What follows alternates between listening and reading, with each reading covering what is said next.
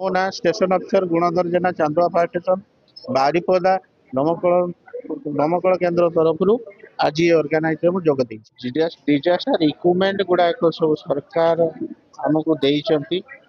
ଆମର fire ସର୍ଭିସର staff ମାନେ ଜଣେ ଜଣେ ଫାୟାର ଇଞ୍ଜିନିୟର, ଇକ୍ୟୁପମେଣ୍ଟର ବି ଇଞ୍ଜିନିୟର ଜଣେ ଜଣେ, ସେମାନେ ସେ ଜିନିଷର ବ୍ୟବହାର ସହିତ ତାର ମରାମତି କାମ ବି ଜାଣିଛନ୍ତି।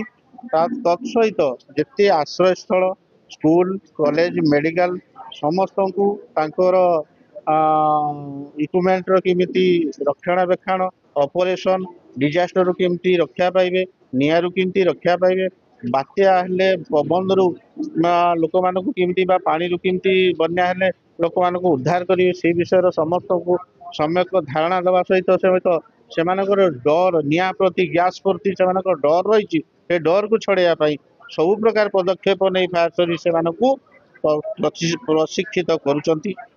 ଏବଂ ତା ସହିତ ସରକାରଙ୍କୁ ମଧ୍ୟ ଧନ୍ୟବାଦ ଜଣାଉଛି, ସବୁ ପ୍ରକାର ଇକ୍ୟୁପମେଣ୍ଟ ଆମକୁ ଯୋଗେଇ ଦେଉଥିବାରୁ।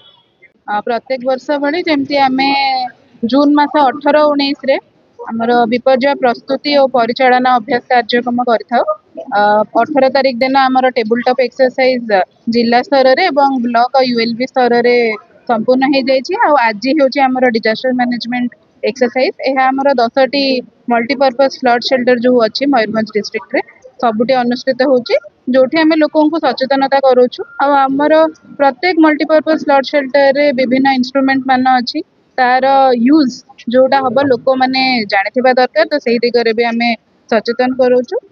अभ्यास जदि लोकों मध्य थिबा रियल टाइम जिते बड़े आमर बन्या हो, बात्या हो कि कौन से भी विपर्यय आसू, तो तार सुचारू रूपे लोक मैंने मुकाबिला करिबा करि परिबे। यह हेउची आमर एही मॉक एक्सरसाइज रो